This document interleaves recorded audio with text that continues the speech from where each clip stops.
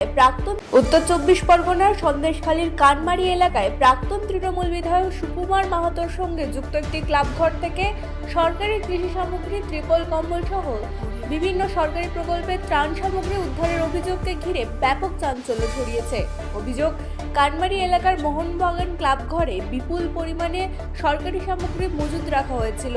স্থানীয় বাসিন্দা এবং বিজেপি কর্মী সমর্থকদের দাবি, ক্লাবঘর থেকে উদ্ধার হওয়া সামগ্রীর মধ্যে কৃষি উপকরণ, ত্রিপল কম্বল এবং সাধারণ মানুষের জন্য বরাদ্দ বিভিন্ন সরকারি প্রকল্পের সামগ্রী রয়েছে।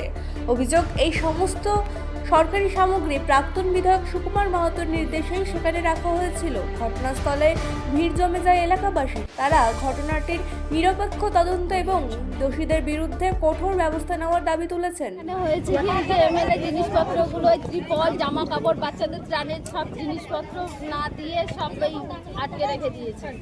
কাউকে না দিয়ে, বাচ্চা কাচ্চা সব মানুষদের না দিয়ে সব জিনিসপত্র। এমএলএ বলতে কে? এমএলএ বলতে কে ছিল? এমএলএ সুকুমার মাহাতো আমাদের বিধায়ক। কি আটকে এখানে কি ছিল এর মধ্যে? মূলত এর মধ্যে ত্রিপল আছে, ড্রাম আছে, স্প্রে মেশিন আছে, বাচ্চাদের জামা আছে, তারপরে শাড়ি, জামা কাপড়, এই সব সমস্ত কিছু আটকে রেখে দিয়েছে। আপনার কি চাইছেন এখন? কি চাইছেন এখন কি চাইছি, যা বিতরণ এইসব রেখেছে তার জন্য কোনো হচ্ছে। বলেন কি হয়েছে? তিরপল আছে, জামা আছে, কাপড় আছে, সমস্ত ওয়াশিং মেশিন টাশিন আছে না? তো ওইগুলো তো গরিবের জন্য তো, হ্যাঁ? তো ওই সবগুলো কি আমরা পাচ্ছি? হ্যাঁ, যা পাচ্ছে এমএলএ গ্রামেই পাচ্ছে, আর আমরা কি? আমরা তো কিছুই পাচ্ছি না। তা যা আছে আমাদের, যা আমরা দাঁড়িয়ে আছি, গরিব মানুষকে বিতরণ করে দিই। আমি এইটুকুই বলতে চাই। এমএলএ বলতে কে? সুকুমার মাহাতো। কি আটকে রেখেছে এখানে? কি ছিল মূলত এখানে? ওখানে কি আছে? তিরপল আছে, পেপার আছে, বাচ্চা কাচ্চা জামা আছে, কাপড় আছে, ওয়াশিং মেশিন আছে, আরো কত কি আছে। কি চাইছেন এই এমএলএ কে নিয়ে? কি চাইছেন? কি চাইছি, জিনিসপত্র যা আছে এখন এ করে দিক, আমাদেরকে সব বিতরণ করে দিক। এই সব সুকুমার মাহাতোকে কি চাইছি? ন্যায় হয়, যেটা নেই পাবো সেটা, যেটা আমাদের নিজ বিচার সেইটা করবো। বিচারটা যেন আপনার ভালো নাম? হয়। আমার নাম মমতা সর্দার। 3-4 টিএমসির সবাই চোর, এটা আমরা সবাই জানি। আর কালীঘাটের টালির চালা, সেইখানেই সব চোরেদের পাঠশালা। আমাদের বর্তমান মুখ্যমন্ত্রী বলেছেন, এবং আমরাও সবাই এ বিষয়টা জানি যে টিএমসির এমএলএ থেকে, এমপির থেকে শুরু করে বুথ লেভেল পর্যন্ত, বুথ সভাপতি পর্যন্ত সবাই কিছু না কিছু চোরের সাথে যুক্ত, চুরির সাথে যুক্ত। তো আজকের 123 নম্বর বিধানসভা এক্স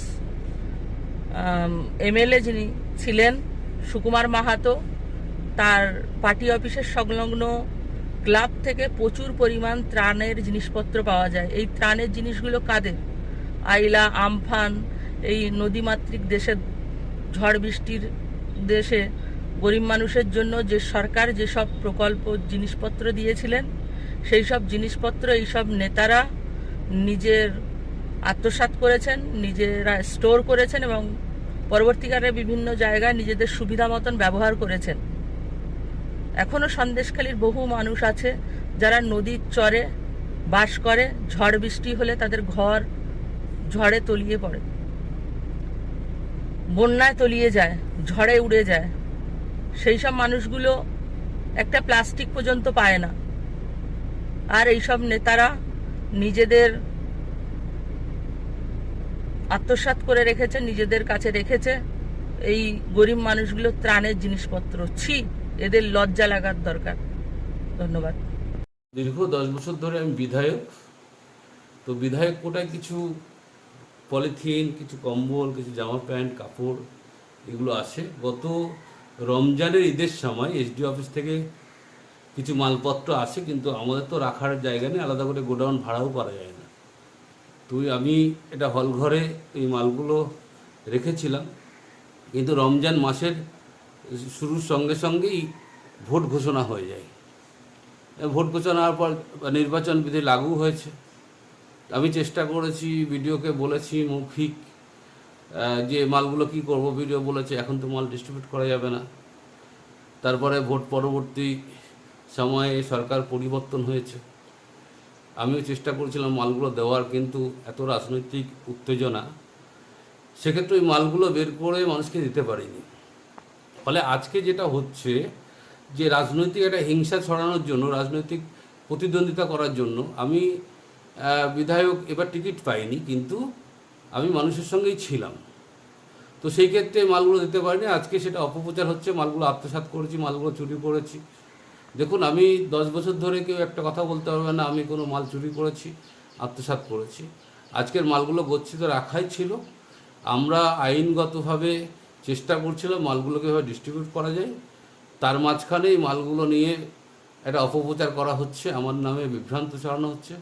আমি প্রশাসনের কাছে দৃষ্টি আকর্ষণ করছি, মাননীয় মুখ্যমন্ত্রীর কাছে দৃষ্টি আকর্ষণ করছি। এটা বিধায়ক কোটার মালগুলো কবে এসছে, কিভাবে ডিস্ট্রিবিউট হতো, ঈদের কদিন আগে এসছে এবং তারপর কবে ভোট ঘোষণা হয়েছে, এগুলো তদন্ত করলেই বোঝা যাবে যে এগুলো কেন ডিস্ট্রিবিউট করা যায়নি। আমি রিকোয়েস্ট করব জনগণকে যে আত্মবিশ্বাস রাখুন, এই মালগুলো জনগণের জন্যই রাখা ছিল এবং ডিস্ট্রিবিউট হতো। আমরা শুধু আইনগত দিক খুঁজছিলাম বিডিওকে বলে কীভাবে এই মালগুলো ডিস্ট্রিবিউট করে। ব্যুরো রিপোর্ট, রাজধানী নিউজ নেটওয়ার্ক।